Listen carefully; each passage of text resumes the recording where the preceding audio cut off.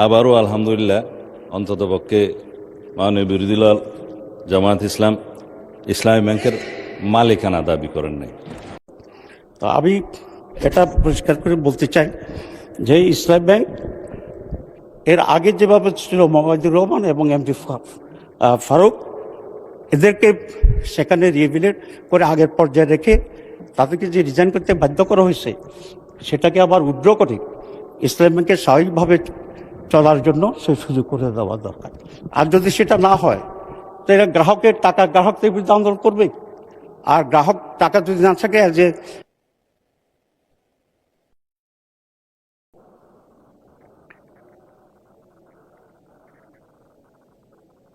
মাননীয় উপনেতা, আচ্ছা আপনি 1 মিনিটে সাম আপ করুন। আমার সামেশন হচ্ছে খুব সহজ। আমরা দেখছি যে ইসলাম ব্যাংকে আওয়ামী লীগ যেভাবে দখল করেছে, আমাদের মাননীয় মন্ত্রী সালাউদ্দিন সাহেব তার আগের বক্তৃতায় বলেছিলেন যেটা কত অংশ শেয়ার হোল্ডার কত অংশের মালিক আছে না, 82% এস আলমের যে মালিকানা, এই 82% হচ্ছে অন্যান্য লোকদের মালিকানাকে ডাকাতির মাধ্যমে রিজেফাই দিয়ে এটাকে সে দখল করে জোর করে নিয়ে গেছে। আমাদের দাবি এটা অরিজিনাল মালিকদের ফেরত দিতে হবে এবং যেভাবে সুস্থভাবে চলছিল সেটাকে অব্যাহত রাখার জন্য চেষ্টা করতে হবে। নাহলে গ্রাহকরা আন্দোলন করবে, ইসলামী ব্যাংকের পক্ষে যা আছে তারা আন্দোলন করবে এবং দেশে একটা বড় ধরনের আনরেস্ট হওয়ারও সম্ভাবনা আছে। আমি সেই জন্য অনুরোধ করব যে আগের মতো করে ইসলামী ব্যাংকে ইসলামিক আড্ডায় সৎ লোকদেরকে দিয়েই পরিচিত করার জন্য চেষ্টা করতে হবে এবং এস আলমের লোককেই বর্ষণের জন্য চেষ্টা করছে। কোনো এস আলমের লোক ইসলামী ব্যাংকের কাজও দিতে পারবে না। ধন্যবাদ ধন্যবাদ বিরোধী দলের উপনেতা। এখন বক্তব্য রাখার জন্য আহ্বান করছি জনাব সালাউদ্দিন, মাননীয় স্বরাষ্ট্রমন্ত্রী। আপনার সময় 15 মিনিট। মাননীয় স্পিকার, আপনাকে ধন্যবাদ। আলহামদুলিল্লাহ, আসসালাতু ওয়াসসালামু আলা রাসূলিল্লাহ। আবারও আলহামদুলিল্লাহ অন্ততপক্ষে মাননীয় বিরোধী দল জামায়াত ইসলামী ব্যাংকের মালিকানা দাবি করেন নাই। আপনারা বলেছেন যে ন্যায় নীতির পথে ফেরত আসতে হবে। ওই ন্যায় নীতির পথে ফেরত আসার জন্যই বাংলাদেশ ব্যাংক ব্যবস্থা গ্রহণ করবে। মাননীয় স্পিকার, আমরা মাননীয় বিরোধী দলীয় নেতার এবং জামায়াত ইসলামের দুঃখ বুঝবো না। মাননীয় স্পিকার, ওই আছে না, চিরসুখী জন ভ্রমে কি কখন, বুঝিতে কি পারে, কি যাতনা বিষে বুঝিবে সে কিসে, কবু আসি বিষে ধ্বংসে নিজারে। এটা ঊনবিংশ শতাব্দীর একটা বাঙালি কবি কৃষ্ণচন্দ্র মজুমদারের কবিতা। তার আরও কয়েকটা লাইন আছে, যতদিন ভবে না হবে না হবে তোমার অবস্থা আমার সম, ঈষৎ হাসিবে শোনে না শুনিবে, বুঝে না বুঝিবে যাতনা মম। আমাদের এখানে কবি বেশি আছে মানুষ। তো এখন বটম আপ করি। মাননীয় বিরোধী দলীয় উপনেতা বলেছেন যে শেয়ারগুলো ডাকাতি করে কিনে নেওয়া হয়েছে। ইবনে সিনার 2% শেয়ার ছিল। মাননীয় স্পিকার, ব্লক মার্কেটে 3 গুণ দামে তারা শেয়ার বিক্রি করেছে। এটা তো রেকর্ড। পাবলিকলি লিস্টেড কোম্পানির শেয়ার ব্লক মার্কেটে 3 গুণ দামে বিক্রি করা হয়েছে। এছাড়া বর্তমান শেয়ার হোল্ডিং স্ট্যাটাস অনুসারে এখানে মাননীয় অর্থমন্ত্রী এখানে আছে 81%, 92% বোধহয় একটা গ্রুপের। তারা যেভাবে বললেন আমি জানি না খতিয়ান, এটা স্ট্যাটিস্টিক্স বলছে। দয়া করে আপনারা না বললে খুশি হবে, আপনাদের বলার সময় আমরা বলি না। আর শেয়ার হোল্ডিংয়ের যারা মালিক তাদের কাছে মাননীয় বিরোধী দলের নেতা নোটিশেই বলেছেন দেশের অর্থনীতি, ব্যাংকিং খাতের স্থিতিশীলতা এবং কোটি কোটি গ্রাহকের স্বার্থ রক্ষার লক্ষ্যে ইসলামী ব্যাংক বাংলাদেশের শেয়ারসমূহ বৈধ ও প্রকৃত মালিকদের নিকট প্রত্যার্পণের জন্য প্রয়োজনীয় ব্যবস্থা গ্রহণ করা হোক।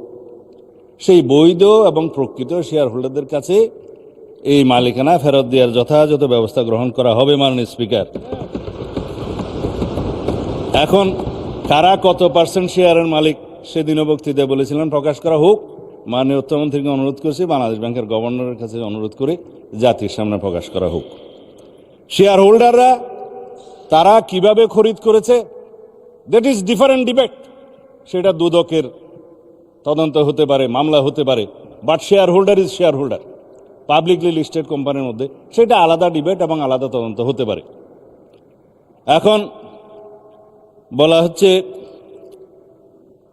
আপনারা ব্যাংকের মালিক না, জামাত ইসলাম ব্যাংকের মালিক না, আবার বলছে ইসলামের উপর হাত দিবেন না। কদিন আগে জামাত ইসলামের এক বন্ধু, আমি নাম নিলে আবার এখানে 74-এ দাঁড়াতে পারেন, সেজন্য 2 জন এমপি ছিলেন, আরেকজন পরাজিত এমপি ছিলেন, আরেকজন নেতা ছিলেন, বলতে দিচ্ছে ইসলামের উপর হাত দিবেন না। মানে স্পিকার, ইসলামী ব্যাংক ইসলাম নয়, আমাদের জনাব মির্জা ফখরুল ইসলামও ইসলাম নয়, জামাতে ইসলামও ইসলাম নয়। সুতরাং সব কিছুতে ইসলামের উপরে হাত দিবেন না দোহাই দেওয়া কিন্তু ঠিক নয়। মানে স্পিকার, আমি এবার পয়েন্ট টু পয়েন্ট আসি। এখন একবার যে ব্যাংক আজান দিয়ে তকবীরে লিল্লাহ দিয়ে দখল করা হলো, সেই ব্যাংকের দখলটা বেদখল হয়ে যাবে, এই যাতনা তো আমরা বুঝি। মানে স্পিকার, সুতরাং যারা পর্দার আড়ালে থেকে গ্রাহক বলে রাস্তায় আন্দোলন করছে, ভিডিওটা দেখেন, তাদের রাজনৈতিক পরিচয়। আমাদের মধ্যে অনেকে তো গ্রাহক আছে, গ্রাহককে বলে দেওয়া হচ্ছে বলেন বলেন আপনার অ্যাকাউন্ট আছে, বলে যে আচ্ছা ঠিক আছে, কত, কয় 2-3 লাখ টাকা আছে, পিছন থেকে খোঁচা দিয়ে বলছে বলেন 7-8 লাখ টাকা আছে, বলেছে। এটা রেকর্ড ভিডিও। তারা গ্রাহক হচ্ছে সেই রকম গ্রাহক। তা এখন পর্দার আড়াল থেকে নেমে পড়েছেন, এটা ভালো। বেপর্দা হওয়া, বেনাকাব হওয়া কোনো কোনো ক্ষেত্রে খারাপ, তবে এই ক্ষেত্রে ভালো হয়েছে যে মানুষ জানতে পেরেছে।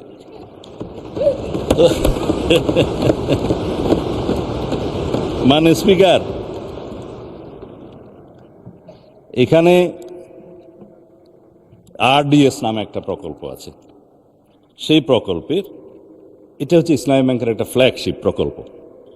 এই প্রকল্পের মূল হচ্ছে পল্লী উন্নয়ন প্রকল্প নামে, যেখানে 5,000, 10,000, 20,000 টাকা পর্যন্ত লোন দেয়া যায়। নারী গ্রাহকের সংখ্যায় বেশি। ভোটের আগে 10,000 টাকা করে অনেক নারীকে দেয়া হয়েছে। লাইনে আমার এক ভোটার জিজ্ঞেস করছে, আমার এক কর্মী, মা আপনি কোথায় দিবেন? বলছে যে বাবা, বলছে কোরআনের দল না দিলে তো জান্নাতে যাওয়া যাবে না।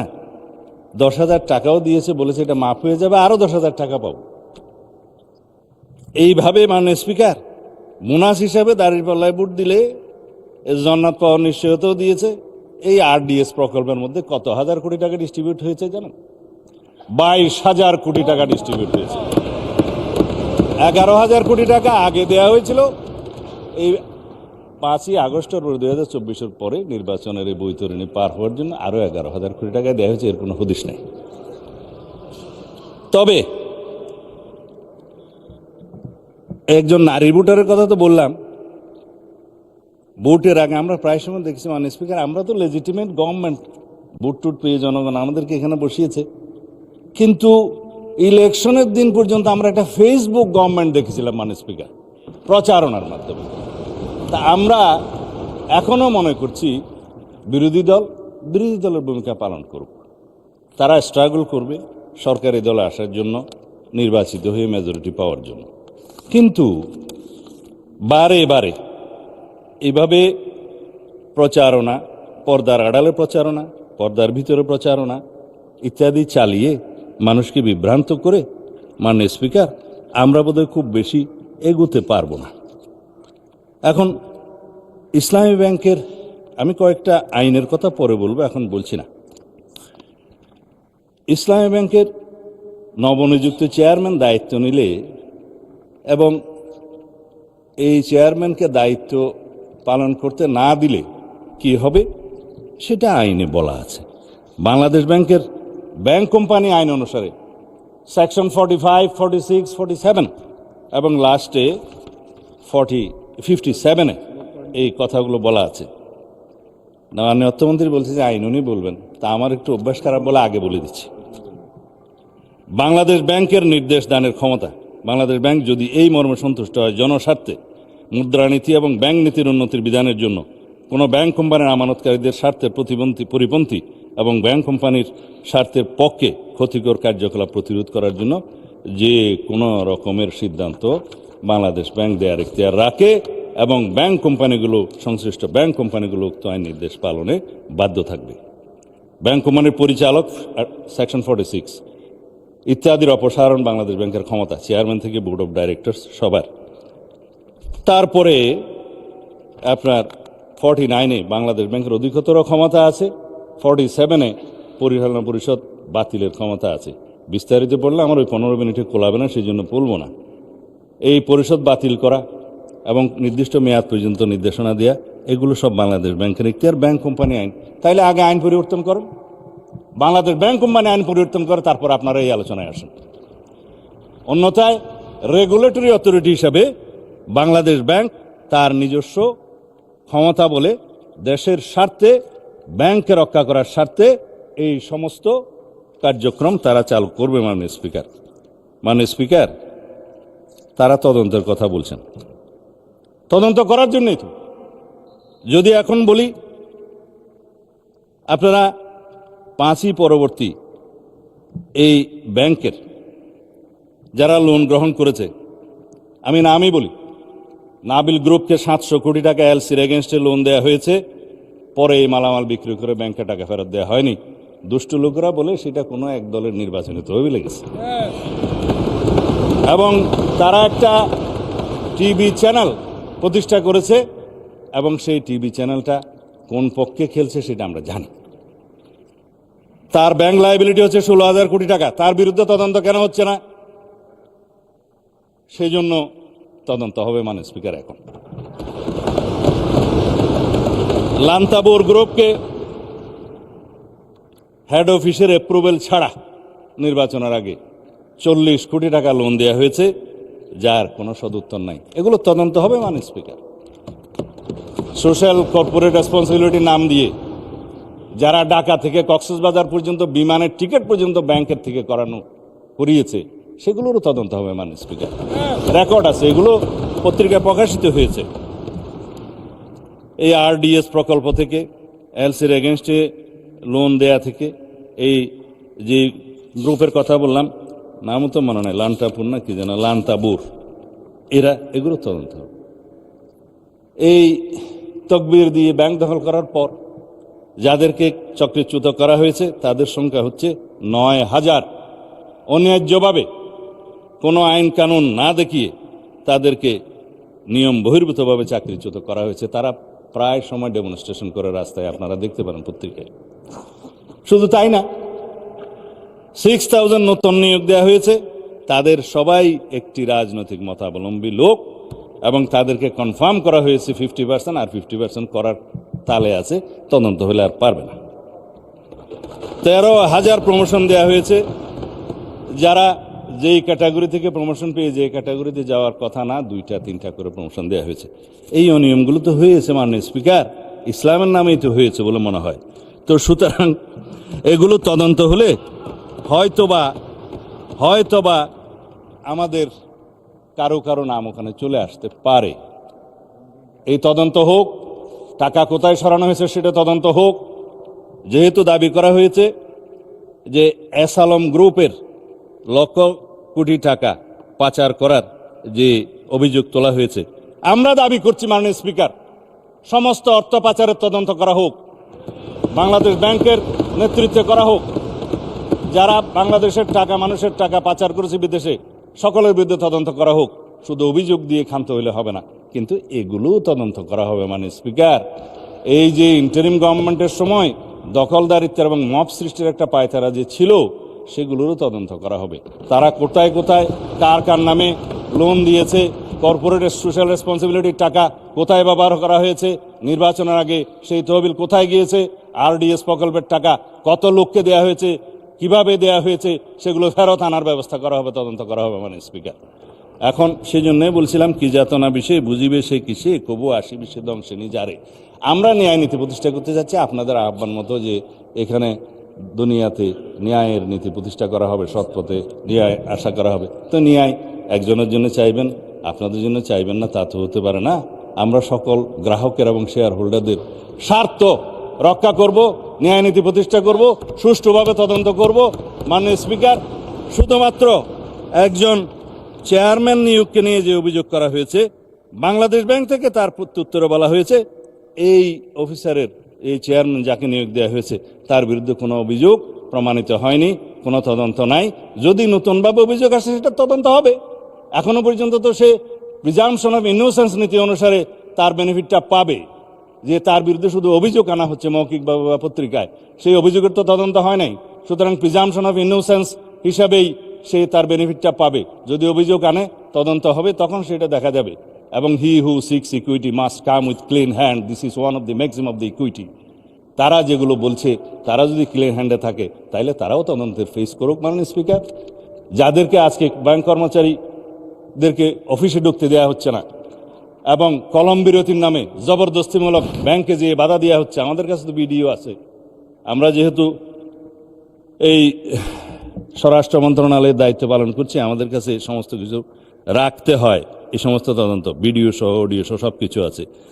মাননীয় বিরোধী দলীয় নেতা এক জায়গায় বক্তৃতা দিয়ে বলেছেন তার বুকের উপর দিয়ে যাবে, যদি টিয়ার গ্যাসগুলি করতে হয় আমার উপর দিয়ে যাওয়া, আমি গ্রাহকের সেবা নিশ্চিত করব। গ্যারান্টেড মাননীয় বিরোধী দলীয় নেতা, গ্রাহকদের, আমানতকারীদের স্বার্থ নিশ্চিত করার জন্য আমরাও বুক পেতে দেবো, শুধু আপনি কেন। সুতরাং ন্যায় নীতি প্রতিষ্ঠা করা হবে। আজকে ইন্টারেস্টিংলি দেখছি আমাদের এনসিপির বন্ধুরা কেউ নাই। আপনারা জামাত ইসলামকে কি তারা এনসিপি অ্যাভোর্ড করলো কিনা জানি না, কেউ বক্তৃতাও দেয় নাই। আমি চেয়ারগুলো খালি দেখে বলতেছি মাননীয় স্পিকার। তবে এখানে একটা দাবি রাখি, অন্যায্যভাবে যাদেরকে চাকরিচ্যুত করা হয়েছে তাদের সবাইকে চাকরি ফেরত দেওয়ার জন্য একটা তদন্ত পরিচালনা করা হোক। আর যাদেরকে রাজনৈতিক বিবেচনা চাকরি দেওয়া হয়েছে তাদের কয়টা সঠিক নিয়োগ হয়ে গেছে সে বিষয়েও তদন্ত করা হোক। মাননীয় অর্থমন্ত্রীকে অনুরোধ করছি, Bangladesh bank as regulatory authority of the banks, central bank, তার যথেষ্ট ক্ষমতা আছে, ব্যাংক কোম্পানি আইনের ক্ষমতা দিয়ে আছে, সেই জন্য সেভাবে যায়। ধন্যবাদ মাননীয় স্পিকার। আমি এক সেকেন্ড। ধন্যবাদ মাননীয় স্বরাষ্ট্রমন্ত্রী। আমি বক্তব্য রাখার জন্য আহ্বান জানাবো বিরোধী দলের নেতা ডক্টর মোহাম্মদ শফিকুর রহমান। খুব ভালো হয় আপনি যদি 8 মিনিটে আপনার বক্তব্য শেষ করেন। মাননীয় স্পিকার, এত গুলি কামানের পরে মাত্র 8 মিনিট? আপনাকেও কামান দেওয়া হবে, বলতে থাকেন। আমি বলতে থাকি, আপনি যখন থামায় দিবেন আমি থেমে যাব। Thank you. ধন্যবাদ মাননীয় স্পিকার। নোটিশটি উত্থাপন করেছিলাম জনস্বার্থে। বক্তব্য সবাই যখন দেয় জনস্বার্থেই দেয়। আমরা বিরোধী দলের পক্ষ থেকে পর্যন্ত 4 জন কথা বলেছেন, বা 5 জন, আমি এখন বলছি। আমার মূল বক্তব্যে যাওয়ার আগে মাননীয় সংসদ সদস্য এবং স্বরাষ্ট্রমন্ত্রী খুব চমৎকার কিছু কথা বলেছেন, এগুলো একটু স্মরণ করতে চাই আমি। উনি বলেছেন যে shareholder is shareholder. সে কিভাবে শেয়ার হোল্ডার হয়েছে এটা পরে দেখা যাবে। এটা পরে কেন? এটা তো আগেই এক্সপোজ হয়ে গেছে। সারা দুনিয়া জানে, উনি জানেন না। ওনার মতো একজন বিজ্ঞ মানুষ, আমি এটা বিশ্বাস করি না। এই ব্যাংক থেকে উনি একা নিয়েছেন তার নিজের নামেই 82,000 কোটি টাকা, আর তার সমুদয় শেয়ার যেগুলা তিনি কিনেছেন 82% মালিক হয়ে গিয়েছেন, এগুলার মূল্য হচ্ছে মাত্র 12,000 কোটি টাকা। অর্থাৎ তিনি কই তেল দিয়ে শুধু কই বাজেন নাই, কইও বাচ্ছেন, শোল মাছও বাচ্ছেন, এবং সবগুলা ব্যাংক থেকে ডাকাতি করা টাকা। সেই শেয়ারগুলা কিভাবে হস্তান্তর হয়েছে তিনি একটা প্রতিষ্ঠানের নাম এখানে বলেছেন, সবগুলা বলে দিলে ভালো হইতো। এই ধরনের সকল শেয়ার হোল্ডারের উপরে বিশেষ একটা এজেন্সির মাধ্যমে প্রচণ্ড চাপ ক্রিয়েট করে তাদেরকে বাধ্য করা হয়েছে তাদের শেয়ার হস্তান্তর করতে। এরা তো হস্তান্তরের জন্য এই শেয়ারগুলা কিনে, তারা যুগ যুগ ধরে এই ব্যাংকের সাথে ছিল এবং যথারীতি এই ব্যাংক সবাইকে স্যাটিসফ্যাক্টরি সার্ভিস দিয়ে চলছিল, ডিভিডেন্ড দিয়ে চলছিল। একটা মাত্র ব্যাংক, যে ব্যাংক তারল্য ট্রেডিশন ব্যাক করে কোনো পরীক্ষা ছাড়াই তাদেরকে নিয়োগ দেওয়া হয়েছে। একটা কাগজে কেউ না কেউ সই করে দিয়েছে, এইটাই তার নিয়োগ লেটার। মাননীয় বিরোধী দলের নেতা, আপনি ভালোই বলছেন, কিছুটা অস্পষ্টতা আমার কাছে মনে হয় যে তিনি বলতে কাকে আপনি মিন করছেন, আর যেই আমলে এভাবে নিয়োগে বৈষম্য করা হয়েছে, অবৈধভাবে নিয়োগ আমি দেওয়া দুইটাই হয়েছে, clear করছি। সেটা কি ফ্যাসিস্ট আমলে নাকি হ্যাঁ, ফ্যাসিস্ট ইন্টারিম সরকারের আমলে? এটা ফ্যাসিস্ট ক্লিয়ার আমলে। করে বললে সবাই উপকৃত হবে। জি জি, এটা ফ্যাসিস্ট আমলে, কিন্তু সালাউদ্দিন সাহেব একটা অংশ এনেছেন, আরেকটা অংশ আনেন নাই। সরকার পরিবর্তন হওয়ার পরে 5 আগস্টের পরে আমরা যতটুকু জানতে পেরেছি যে তাদের সকলকে আবার পরীক্ষায় আসার জন্য ইনভাইট করা হয়েছিল, যে আসেন, বিনা পরীক্ষায় আপনারা চাকরি নিয়েছেন, মিনিমাম নিয়মটা মানে এখন আপনারা চাকরিতে ফিরে আসেন।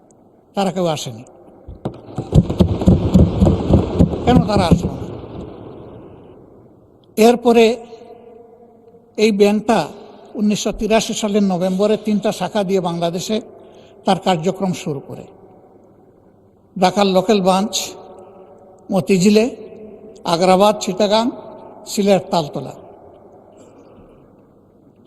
পর্যায়ক্রমে তাদের সততা, দক্ষতা, আমানতদারি এবং গ্রাহকদের প্রতি তাদের সেবার মান, এগুলার কারণে অনন্য উচ্চতায় এই ব্যাংকটা চলে যায়। তিনি যে সমস্ত অভিযোগ আনলেন, যে কোনো একটা দলের দিকে ইঙ্গিত করে, একেবারে নাম বলে দিলেই পারতেন জামাতে ইসলামী।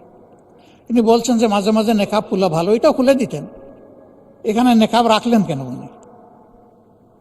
যে এখান থেকে 700 টাকার একটা কি জানি 700 কোটি টাকার লোন কে নিয়েছে, এইটা কোনো একটা দলের নির্বাচনী ফান্ডিং করা হয়েছে। আমি এটা পরিষ্কার জানতে চাই, উনি জামাতকে এটার দ্বারা মিন করেছেন কিনা। যদি উনি মিন করে থাকেন, I am taking absolute challenge.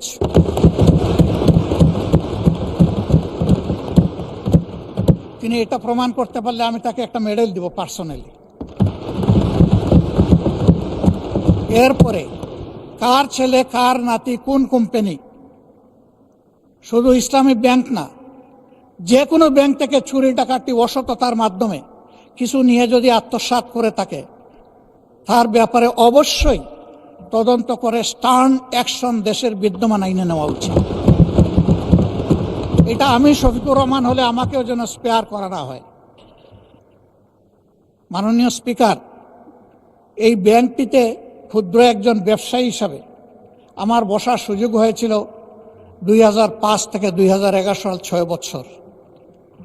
ব্যাংকের বোর্ডে বসতাম, শিখতাম, জানতাম, বাংলাদেশের অর্থনীতিকে বোঝার চেষ্টা করতাম। সেই সময়টা এই ব্যাংক এককভাবে বৈদেশিক রিমিটেন্সের 32% পর্যন্ত আর্ন করত। তার ডিপোজিট, তার তারল্য, তার ইনভেস্টমেন্ট, সকল টার্নওভারে ইম্প্যারালাল একটা ব্যাংক ছিল। সবগুলা সরকারি ব্যাংক মিলেও তার সমতুল্য ছিল না। কিন্তু তখন বয়ান বানাতেন একজন বিশেষ অর্থনীতিবিদ, ডক্টর আবুল বারাকাত।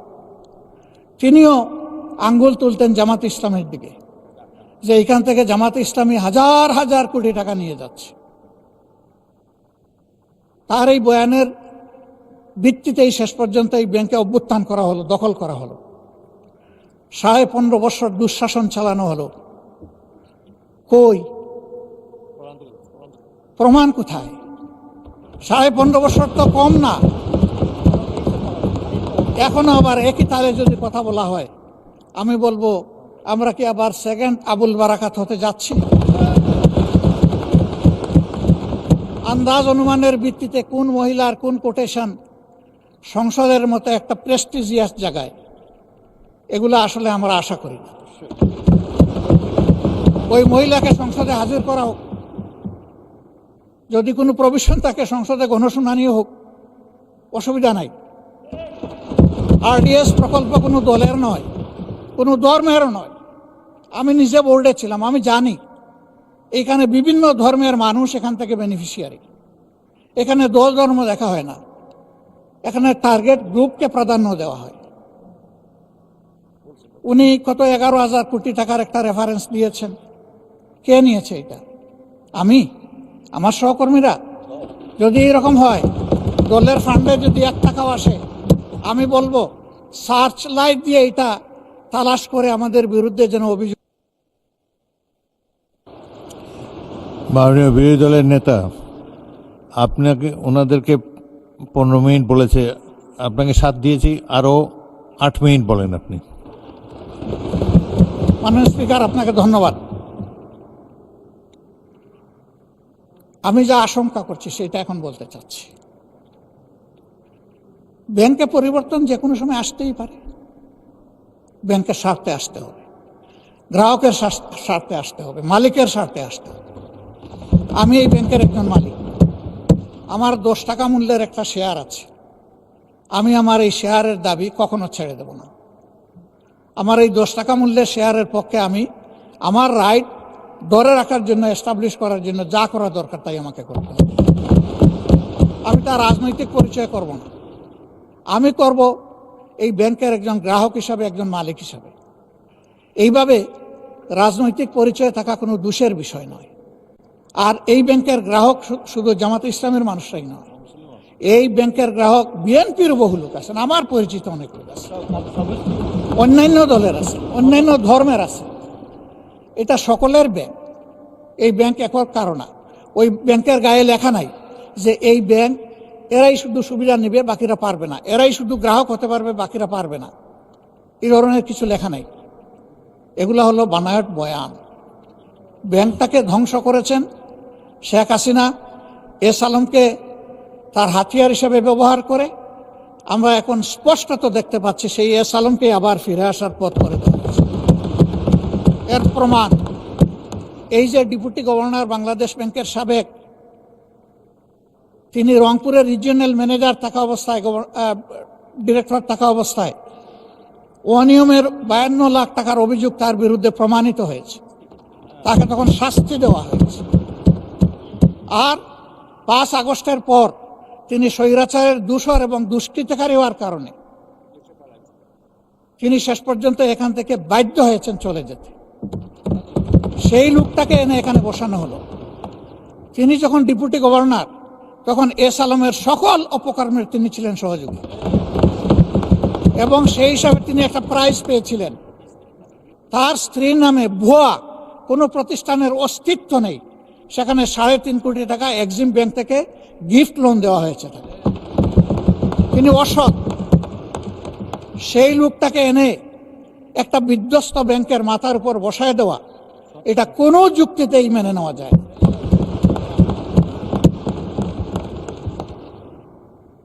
সরকার অবশ্যই সব কিছু চালাবেন, ক্রেডিট হলেও সরকারের, ডিসক্রেডিট হলেও সরকারের, কিন্তু জনগণের পারসেপশনটা কি এই ব্যাংক নিয়ে, এটা অবশ্যই সরকারকে বিবেচনায় নিতে হবে। আমি মনে করি সরকার বিবেচনায় নিলে দেশ লাভবান হবে, জাতি লাভবান হবে।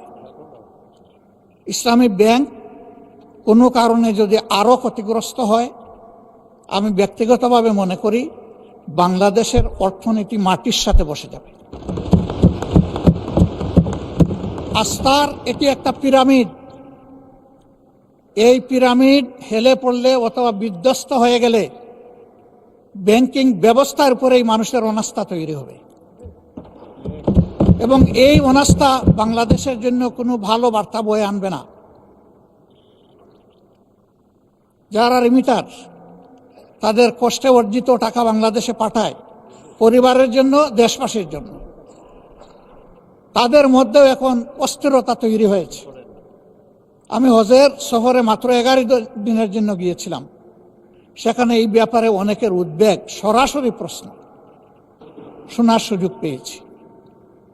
এতে দেশের অর্থনীতি ক্ষতিগ্রস্ত হবে।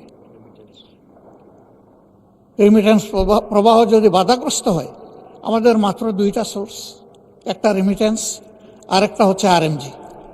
আরএমজিও এখন বিভিন্ন চ্যালেঞ্জের ভিতর দিয়ে অতিক্রম করছে। রেমিটেন্সও যদি বিপদে পড়ে যায়, তাহলে আমাদের দেশের অর্থনীতিটা গিয়ে কোথায় দাঁড়াবে? মাননীয় স্পিকার, এই সবগুলোই তো আমরা বিপদে পড়ে যাব। এই জন্য আমরা অনুরোধ করব, জোর জবরদস্তি করে যাদের কাছ থেকে এই শেয়ারগুলা ডাকাতি করে নিয়ে যাওয়া হয়েছিল, অনতি বিলম্বে সসম্মানে সেই মূল্যেই তাদের কাছে আবার শেয়ারগুলা ফিরিয়ে দেওয়া হবে। এরপরে সরকার সকল নিয়মকানুন মেনে বোর্ড গঠন করবে, পরিচালনা করবে, আমাদের পূর্ণ সমর্থন থাকবে। এই ব্যাপারে আমাদের কোনো আপত্তি থাকবে না। সন্তান তার মায়ের কুলেই তো নিরাপদ। ওরা তো সৎমা হয়ে এসেছিল, ওদের কোনো দরদ ছিল না, ওরা ডাকাতি করেছে। এখন আবার যদি অসৎ লোকদেরকে দিয়ে এই ব্যাংক পরিচালনা করা হয়, যা আছে তাও শেষ হয়ে যাবে, উধাও হয়ে যাবে। আমাদের উদ্বেগটা এই জায়গায়। তখন যখন এই সমস্যা দেখা দিয়েছিল, মাত্র 4 দিনে ওখানে 70,000 কোটি টাকা ব্যাংক থেকে মানুষ উত্তোলন করে ফেলেছিল। আমরা একটু অনুরোধ জানিয়েছিলাম একজন গ্রাহক হিসাবে, ছোট্ট একজন মালিক হিসাবে, একটু ধৈর্য ধরুন, ব্যাংকটাকে বাঁচতে দিন। থেমে গিয়েছিল। এখন কি বলবো মানুষকে? এখন তো বলার কিছুই খুঁজে পাচ্ছি না। এই জন্য আপনার মাধ্যমে আমি মাননীয় প্রধানমন্ত্রীকে বিশেষভাবে অনুরোধ করব, বিষয়টা নিয়ে তিনি যেন সিরিয়াসলি ভাবেন।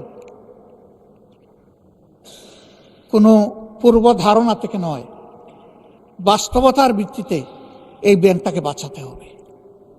আমরা বিশ্বাস করি এই ব্যাংক বাঁচলে, তার আগের জায়গায় ফিরে আসলে, ব্যাংকিং ব্যবস্থাপনার উপরে মানুষের আস্থা আবার ফিরে আসবে। অর্থনীতির 2 চাকার 1 চাকা ব্যাংক আর 1 চাকা স্টক মার্কেট। ব্যাংকে আস্থা ফিরে আসলে অবভিয়াসলি হাত ধরে স্টক মার্কেটও আস্থা ফিরে আসবে। আমরা আমাদের দেশটাকে সামনে এগিয়ে যাচ্ছে, এটাই দেখতে চাই। আর লেম এক্সকিউজ এবং ব্লেমের যে বিষয়গুলো এখানে চলে আসে, এটা থেকে আল্লাহর কাছে আশ্রয় চাই। অলরেডি 5টা ব্যাংকের গ্রাহকরা রাস্তায় রাস্তায় ভিক্ষুকের মতো ঘুরছে। তারা তাদের বিনিয়োগের কোনো রেজাল্ট পাচ্ছে না, তারা তাদের আমানত ফেরত পাচ্ছে না।